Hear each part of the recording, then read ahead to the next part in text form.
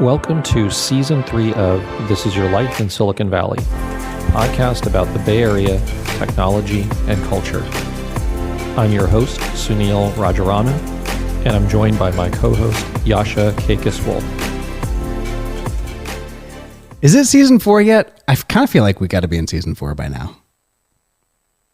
I feel like we've been in Season 4 for at least the last 2 months. I know. The pandemic locked into our houses thing makes everything super confusing.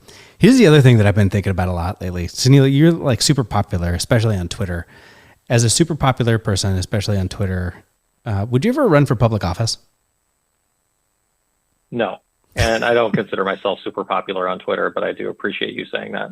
Well, you're super popular in my sphere on Twitter. Why? Well, that was a fast answer, though. You're like straight up, no. Why?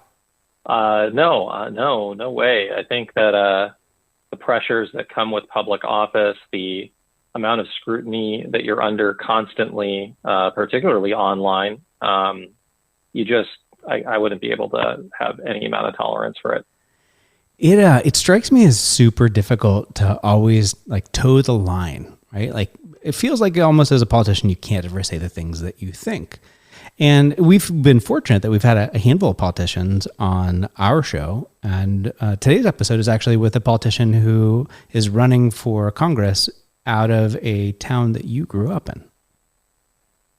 Yeah. So Rishi Kumar is with kind of in the Saratoga, California area, which is in the South Bay, sort of near San Jose and Cupertino, and a very affluent area that is home to many of, tech's, really prominent executives, quite frankly. And Saratoga and Cupertino were home to Bub Road, where Apple was. And I think what Rishi's, mentality is we built this successful community with lots and lots of immigrants who've come in. And, in many ways, we've created this model community that should be replicated throughout the country. And how do I, as a congressman, replicate the goodness that we built in our respective districts and take that to the rest of the country?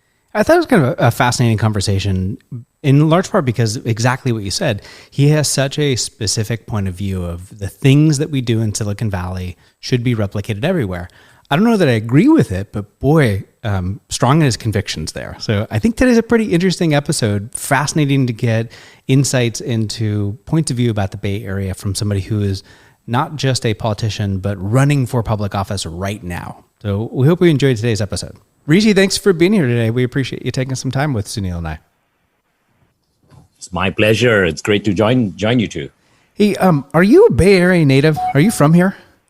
No, I feel like it, but I'm a Silicon Valley geek. That's truly what defines me. But, I have the go-getter attitude from Bombay, all the way from India. And that's the spirit that I brought to America. And I'm just excited for this journey that we're going through. So as a kid growing up in Bombay, was there a point in time where you're like, I have to move to the San Francisco Bay Area? Did that ever happen to you? Oh, yes. I remember that moment, actually. I was watching TV and there was a question asked, what is the name of this bridge? And it looked like the most amazing, the best bridge in the whole world. I fell in love with it. And that was the calling. I arrived and the first thing I did out here was to visit the Golden Gate Bridge. Really? That sounds like a postcard. It was just an amazing sight for me that, oh my God. And then the stories around it, right? Where it was told that it's almost impossible to build this. It's like, it sounded like the most improbable thing. And to have that happen right here in California, that's the Silicon Valley innovation spirit that persists obviously today. And that was really the calling that brought me here. So did you come here for school? Did you move here for work? Like what was it specifically? Yes. So essentially I came to grad school at the University of Connecticut. I'm a big basketball fan. I really enjoyed my time on campus watching some great games in the Big East. And we are actually going back to the Big East. So that was exciting studying. I was actually working on my PhD thesis. And then, UConn is a very rural campus. So I got tired of that rural campus.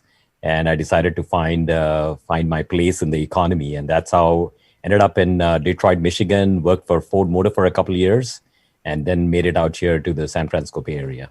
And where do you live in the Bay Area? I'm in Sonoma County. Sunil, what county are you in, Sunil? San Mateo County. San Mateo County. Where are you, Rishi? I'm in Santa Clara County, a small city, Saratoga, and this is a population of 30,000. And if you ever come to our downtown, people always use the word quaint with our downtown. It's very, very small, and we have a very unique character. Lots of single-family homes. The median price is probably $2.5 million. That's super affordable. Yes, exactly. And this is I'm very proud of the community that we have here. We are very well connected.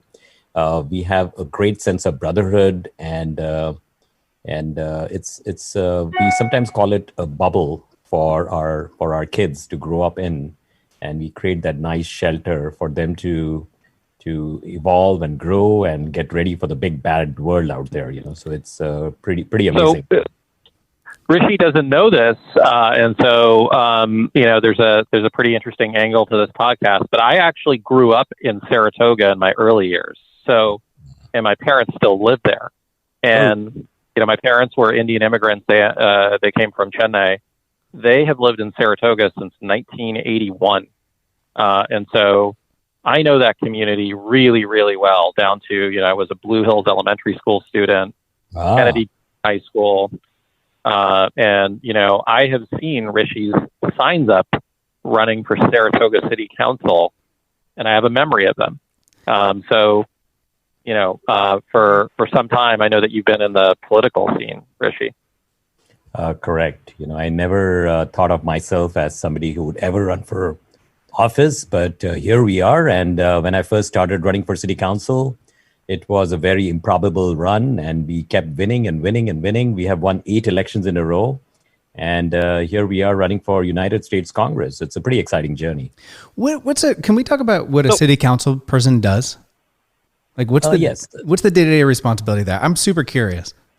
So, a couple of things. One is, to define in a very, very simple way, the city council members run the city essentially. They make sure that everything is working well within the city. And how we do that is we are obviously elected leaders, and we give directions to the CEO of the city, which is called a city manager. And under the city manager, we have the public works director, we have the Rex director, we have the community director, so lots of different functions within the city manager. And all we are doing is we are making sure that we have good roads. We don't have too many issues with crime. We are also rolling out policies to ensure that trees will not be rampantly cut down and things like that. We are essentially making sure that we are addressing the needs of the people. So the oversight of the city manager, the CEO, and I'm really, really curious about how a city council kind of works together well. And here's why I say that, because I don't think I've lived in an area where the city council has been kind of revered as highly functional. So you can't say Saratoga, but I would love to know what city in the Bay Area has the best city council, the most high functioning city council, the one where the community is like, they are my people. Where's that exist? Does it exist? Yes. So, essentially, I think political leaders are always looked at with an eye of it's the trust is typically not there based upon everything else that goes on in politics, right? So that's a very, very difficult thing. And for me, somebody jumping in, I was not very thick-skinned at all, and I would just get very, very disturbed when somebody would come in and make some allegation or just imply something that was not core to my character. I'm like, why do these guys think like this, right? But that's the nature of politics, which I have today reconciled to. And we are in the last few weeks of the election run, and we believe that they will throw things at you, and that's the nature of politics, And but I'll tell you what we did here in the city of Saratoga. A couple things, right? Coming from the world of tech, I launched this newsletter just to keep people engaged. And as a model of what we do in the world of tech, you need to have the ability to communicate to your customers. You need to have a good marketing program. So my mailing list is larger than the city of Saratoga. And we started rolling out a weekly update in terms of what was going on in my role as an elected leader and how it was impacting our city. And then, getting ahead in front of our community with different problems that were propping up. And so when we ran for re-election 4 years later, I got so many letters. I call them love letters, and from our citizens, and things like, "I've lived here for 50 years. I've never seen a council member like you." And then things like, before Rishi got on the city council, I had no idea what the city council did, but now I know. And because it's all part of the communication, you have to communicate a problem, you have to engage the community with a problem, you invoke them to take action, and then we are delivering results with respect to those types of challenges. For Sure. example, Well, we dropped burglaries by 47%. We dropped water rates, and that's the role of an elected leader. So what we believe is we have been very effective as a council member of the city of Saratoga. Yeah, no, I buy that, and I wanted to preface the question before because I from what I understand, Saratoga is a pretty idyllic place, and so you can't say the city council of Saratoga is the best city council in the Bay Area. So I want your second best city council of the Bay Area. Like, where's the team of people on city council that you look at in Saratoga and say that's the group that I'm modeling after? They're just completely rocking it in the Bay Area. Yeah, that's a tough choice, right? I mean, we got reelected with the most votes in 60 years election history of Saratoga with 10% of Indian Americans, right? So I'll tell you one qualifier I have, which is people-centric values. And I see a lot of career politicians, and I'll give an example. Like, there was a mayor of a fairly large city. We were sitting for an endorsement interview, and we were asked, "What problems are you working on?" And the mayor of the large city, he said, "Look, I'm working on 20 problems, and here are things I've done in the last 4 years." And I said, "Oh my God, I'm so impressed with you, because all I did was two things. I did water and safety." But at the end of the day, if we are impacting the big problems, then everything is great, right? And I seldom see elected leaders doing that. And I'll give an example, right? With water, 1 million people of Silicon Valley were impacted with super high water rates. But how many elected leaders really stepped up? I mean, I've been fighting a lone battle, and then we have a few council members from Montessorino that stepped up. But I wish people would really recognize these types of challenges, even though it might be very difficult, but we need to step up. So I don't have an answer for you, unfortunately. What's the part of the Bay Area that you go and learn from the most then? I look at leaders who are engaging with the right type of values. I don't want political leaders with a lot of rhetoric. I really want action, people who are oriented to solve problems. And let me see if I can see one elected leader out here. Jackie Spear comes to mind. I mean, she's a congresswoman out there in the San Mateo County area, and she's stepping up and trying to. And I'll give you an example, right? So there is an air traffic noise issue, and what Jackie ended up doing was she actually engaged a pilot who she brought on her staff to address this challenge. It was creating angst. Now it's only like 5% of the population of her district, probably, but every person has to be important. When I see these types of values where you are going out of your way to address that challenge, address that problem, I really respect that, I appreciate that. So, Rishi, I have a few questions related to everybody's hot subject for the day, which is schools. But I have two questions. One is a Saratoga specific question, and one is just your opinion on what the stance should be of schools everywhere. The Saratoga specific question is this. So, as someone who grew up in that area, Saratoga High and Monte Vista High are obviously extremely well reputed as two of the top high schools in California. They're also well known for being just massive pressure cookers for for teenagers and difficult environments to thrive in. I wanted to get your opinion on Saratoga High and Monte Vista as it relates to pressure on students. And then the follow-on question is, I want to get your opinion on school reopenings this fall. Okay, great. Good questions.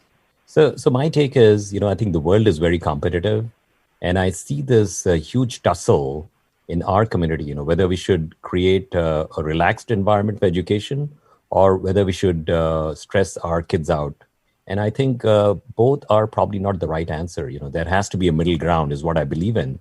California is the 46th in ranking in the United States. There are 45 states that have better education than California.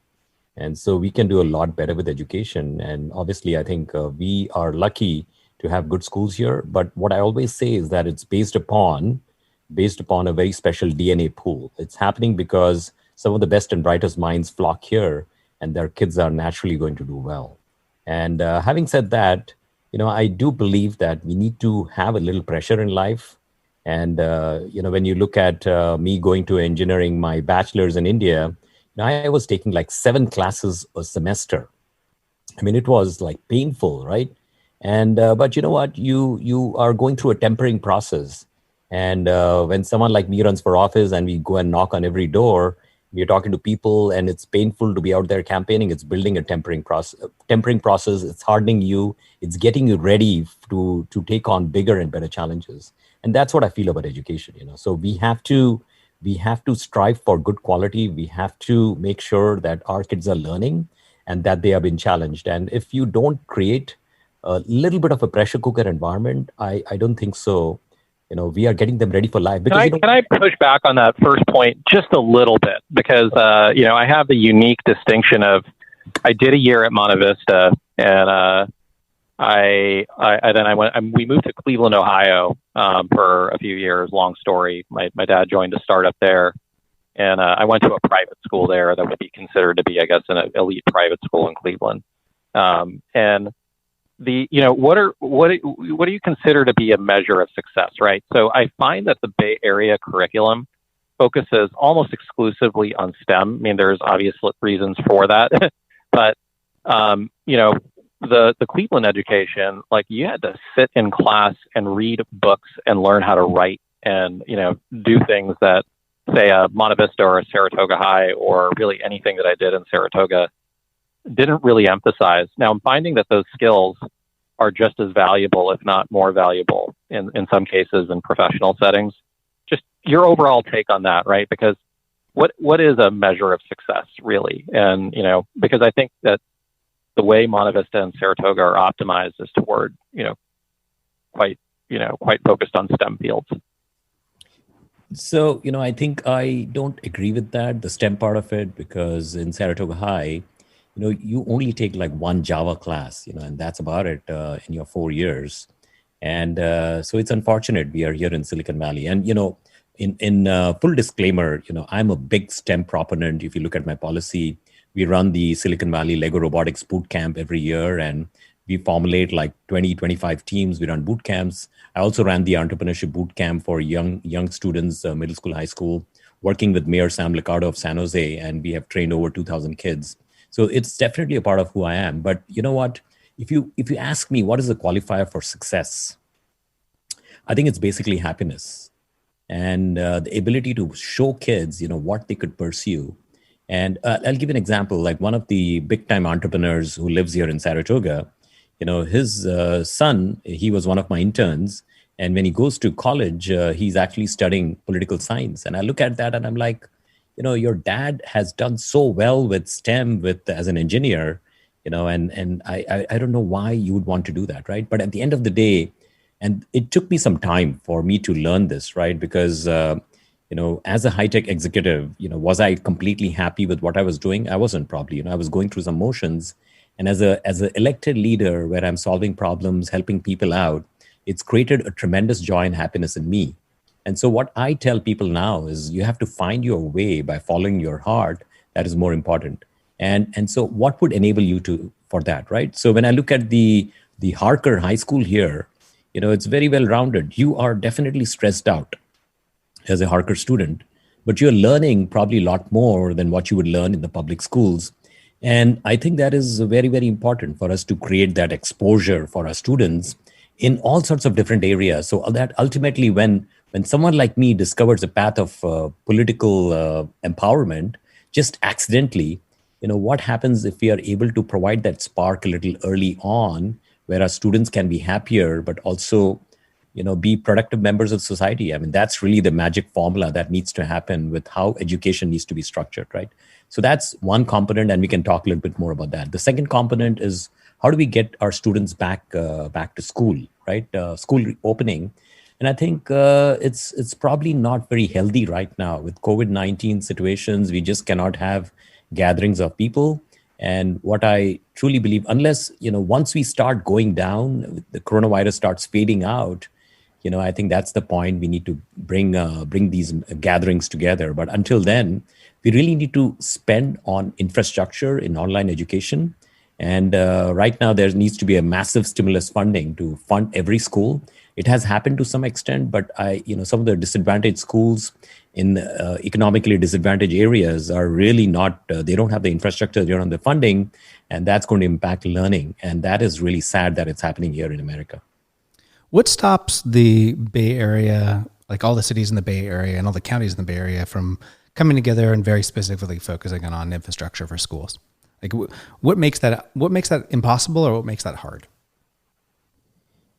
I think to some extent, political leadership is a little disjointed. Even if you look at 5 members of our city council here, we all have sort of different viewpoints, and so it makes it a little harder for a big group of elected leaders to come forward. There are organizations that are responsible for this, and now, to state it bluntly, we have a lot of career politicians. People, when they retire, they have nothing to do. They say, okay, I'm going to go run for city council. And I see a lot of these types of folks who are in leadership roles, and they don't have the wherewithal to go out and really impact the tough challenges, and that's basically lacking. And how would you see this? So, this is not a funded position, right? It's you get a stipend of like $250 a month, and you have to be really passionate about something, or you don't have anything to do. And that's why you go and join these types of roles. So I think, if we had a mechanism of getting some people, like when I look at Saratoga itself, I see some phenomenal leaders from the world of tech who have done very, very well. And when they look at me, they're like, oh my God, I don't know why you would want to do this, right? Because people see a no return from this, in terms of why would somebody be spending so much time? I would literally spend like 50 hours on my day job and then another 40, 50 hours on my community stuff, right? That's how I would do it. And my weekends, it was all 7 days a week. And I think this world is not that exciting. So what I'm trying to say is, I don't think so we attract the top talent here, people who have that getting things done attitude, Well, this is a tangent, but now that we have somebody who's a politician and running for Congress, I want to ask this question to you. What's your take on the Electoral College? Should we keep it? Should we try and change it? Like, what's your take? The rules are what the rules are, and I always cringe. I'm a California Democrat. I'm also an executive board member of the California Democratic Party and a delegate, and I've been so since 2013. Now, I always hear people say that, oh, we got the popularity vote, but, you have to play by the rules of the game, essentially. And so President Obama, when he ran his election campaign, it was geared upon convincing these 10,000 voters in the battleground states and winning those elections, right? Because this is how you're going to win an office. It's not about the popularity vote at all. So the rules are what it is today. And, I'm okay with whatever the rules are. You have to play by them. And if we want to change the rules, let's go and change the rules. Let's figure out how we can do that. And then we play by those rules. So I'm not too hung up with it. Like, for example, I'll give you the analogy of absentee ballots today. Mm-hmm. There's a big debate, raging debate going on in the country, whether we should have absentee ballots or we should have in-person polling booths, right? And I'm like, it doesn't matter. Let's define the rules and let's go according to that. I do believe absentee ballot makes it easier, but if it is going to be in-person voting, hey, that's fine too. We'll play according to that. Yeah, yeah. that whole topic seems like it shouldn't really be a debate yet. It is a debate. It's fascinating. Yeah. People are asking me, Rishi, what do you think? I'm like, I don't care. I'm running a campaign right now. We are very busy. We are convincing people of Silicon Valley that they should support my run for the following reasons. How does it matter if they're going to vote absentee or not? It doesn't matter. What's your take on the state of politics in Silicon Valley, Rishi? And so what I'm specifically asking is, I think people in the tech industry, particularly, are pretty ambiguous about, you mentioned you're a California Democrat. I would consider myself sort of similar. But a lot of people are just sort of politically amorphous. And, you hear about a lot of people in the tech community kind of quietly supporting Trump and this and that. And, but I'm just curious to get your take on the Silicon Valley political environment right now, your overall just assessment. So there's basically apathy because, when you look at the work ethics we have here going, it's pretty phenomenal. It's a very special DNA pool that arrive here, like I said, and we are all driven with a common purpose, and we want to make the world better with how we are applying that to our day job, and then how we are motivating our kids to succeed in this world. So that goes on. And then when you apply that to the world of politics, I mean, there is disillusionment. It's like, okay, these guys, I don't know what they're doing. And, we had a couple controversial projects and people showed up and like, I don't know, Rishi, how you're dealing with this stuff, because it's like, I have a completely different perspective to the world of politics. And so to some extent, people don't want to participate because they don't see that getting things done approach to politics. And that's my take. When you look at the political system in this country, I think we have a lot of politicians who never seem to leave office, who are there forever. And what value are you going to provide? I mean, in Silicon Valley tech, in 6 months, if you have not delivered, even though let's say you were the best salesperson 6 months ago, and for 6 months you go to sleep, you're literally fired, right? I mean, they don't give you a whole lot of slack. But our political leaders can fall asleep for 20 years, and they are essentially gaming the system. And our people, they're a little disengaged. They're like, okay, there's not much I can do. I mean, it is what it is. And people sort of take their eyes off it and they're doing their own thing, unless things get really bad, and which I believe is right now with the pandemic. We have huge issues with the economy, with the joblessness has gone up like crazy. And people don't have healthcare insurance, and all that stuff is impacting people.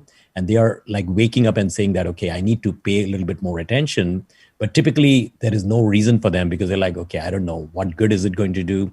They're all the same and everybody's put in that same bucket, My last question, and then I think Yasha has the wrap up question. I'm really fascinated. This has been a great interview, and really appreciate your time so far, Rishi. But this whole notion of and so we've had now like over 50 guests on the podcast, and we are both in tech. Yasha and I, like, we spent our entire careers in tech. Now, we don't totally drink the all the Kool-Aid and everything that comes with that, but I'm curious to hear your take on, is Silicon Valley the right place for the rest of the country to follow? And here's what I mean by that question. So you mentioned now multiple times, and I agree, you have a huge talent pool here of very, very smart people who have done well financially. But the demographic makeup of Silicon Valley is different. It's, there's a huge, Asian and South Asian population. There's almost no Black population whatsoever. And there's just sort of other quirks about Silicon Valley, and it is a land of the haves and have-nots. You have to be wealthy to live here. How does that translate on a national scale? Like, do you really think that Silicon Valley is the model for the rest of the country, or what parts of Silicon Valley would you sort of leave out as it relates to a national agenda? Great question. Excellent question.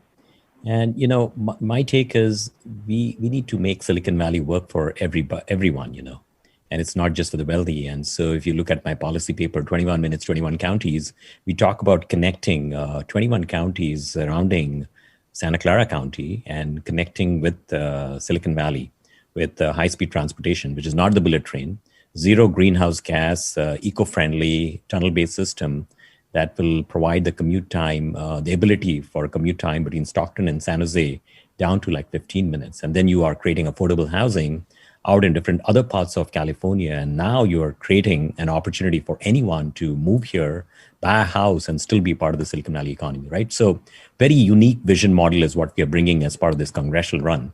a lot more affordable housing, but also you're quadrupling the economy by expanding the economy out to Stockton, Modesto, Fresno, Bakersfield, so on and so forth, right? But let's talk about this, the model that we have going here. Obviously, it's working very well.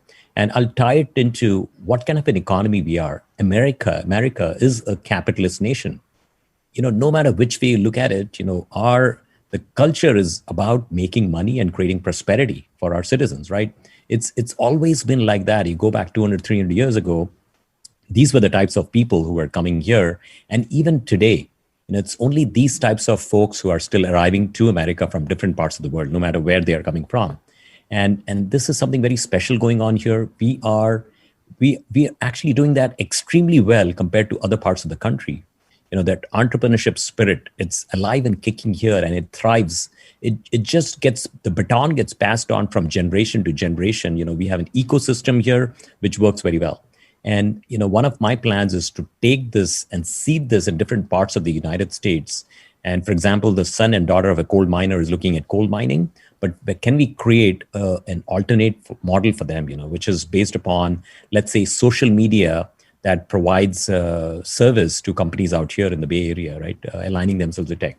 But, every area has its own economy, and we have to build an ecosystem around there and create prosperity around it. You can take any industry, and I think we can excel in there, and we can become world-class leaders like how Silicon Valley is. And if we can define this for every urban area, starting with the urban areas in the United States, I think it's a role model for it's a pathway, it's a gateway to tremendous success. And I think we need to explore this a little bit more. I don't think so people look at Silicon Valley and we look at big tech as a big problem. But, there is something very magical happening here. And if you can dip into that secret sauce and let it play out across America, America will be a much better, much more prosperous nation, And then, more importantly, we'll bridge that gap. The income inequality gap will be bridged by providing these types of options for the rest of the country. So we're just about. Oh, you're gonna keep going. Keep going. No. I was just making sure there wasn't a delay or anything like that, and making sure you Rishi, when you listen to the podcast, Rishi's not maybe listened to all of the episodes, but I'm sure after this discussion, he's going to go back and listen to all of them. But what you would know, Rishi, is that we keep a tip jar for ourselves whenever we talk over each other. And so we had to pay a little bit today, but we appreciate your time very much. It's been a fun half hour having the discussion. One last question for you, and we asked this to all of our guests. So are you on social media? Do you spend time on social media? Yep, that's it. That's what I do. And which networks do you spend your time on? I spend a lot on Facebook, actually, which is where my target voters are, most of them. Got it. And on Facebook, do you follow people that are not friends? Do you follow businesses, other brands, like people that you think are interesting? Well, Facebook is very unique because I use it as outbound communication from me, and I don't spend time looking into people's lives. But I do spend time looking at Twitter, looking at what other people are talking about, what some of our intellectually superior folks in America are speaking, So I like to look into that. Cool. So we ask all of our guests to make one recommendation of a follow on one of the social networks they spend their time. So maybe on Twitter, what's a recommended follow that you'd have for our listeners? I like Elon Musk. He's got a pulse over America. He's very sort of brazen in terms of how he presents his viewpoint, and he's not very shy, and he just calls a spade. The other day he said that our American gerontocracy is out of touch with the people, and he's got some very bold statements, and I really appreciate that. You can be sort of very Facebook, for example, is a world where people are a little uptight and they don't speak their mind as much. They're putting the best sides, but Twitter, I like to follow people who are willing to step a little bit outside the box and speak their mind, which is what makes it very interesting. Well, Sunil, so thank you for that. And Sunil is kind of an online troll also, so you might like following him in the future. Just kidding. Hey, Rishi, we really appreciate you taking the time with us today. Thank you for joining us on This Is Your Life in Silicon Valley. My pleasure, Yasha and Sunil. I really appreciate it. And I would love to chat with you again once we win this seat. And next year, let's have a round 2 discussion. That sounds awesome. Hey, Yasha. What's happening, man? So I assume that after listening to this interview that you're not going to run for public office. Am I incorrect? Well, I kind of want to run for something after talking to Rishi. The thing is, I just believe you got to have a conviction, and you got to talk about that conviction. You got to do that in the public. I don't know that I agree with the things that we talked about today. I don't think that we should replicate Silicon Valley everywhere, but I got a point of view. I'd like to see a little town that I live in, Petaluma, do some things differently. Maybe I just will. Yeah, no, that's right. Nobody's point of view is either right or wrong, and it is interesting. I mean, his district in particular is worth a deep dive episode at some point, but is home to, like I said, some of the successful people in the Bay Area, and is also home to some of the most successful high schools in the Bay Area, Monte Vista and Saratoga High School, which are also, by the way, known for producing some amazing outcomes, right? Which is you're like humble brag numbers. Humble brag. No, I went to Monte Vista for 1 year, but I did not go to an Ivy League or UC Berkeley like many of the students at Monte Vista do. No, but you went to a great liberal arts school, so clearly something's going right down there in Saratoga. Something is going right down there in Saratoga, but it's I don't think a representation of what the whole country can look like is sort of my view for so many reasons. Yeah, I'm with you. I'm totally with you. I thought today's episode was pretty fascinating, and I'm super happy that Rishi made the time to talk to us. And I'm going to pay attention now to what's going on down in the Saratoga area, although I live on the complete opposite end of the Bay. So if you enjoyed today's episode, like Sunil and I enjoyed putting together today's episode, what we would love you to do is go back to the place that you found the podcast, rate us 5 stars, leave us a comment. We read every single one. Thanks for listening to This Is Your Life in Silicon Valley. If you enjoyed listening to this podcast as much as Sunil and I enjoyed recording it, please go back to the application you found this podcast on, rank us 5 stars, leave us a comment. We read every single one. Thanks for listening to This Is Your Life in Silicon Valley.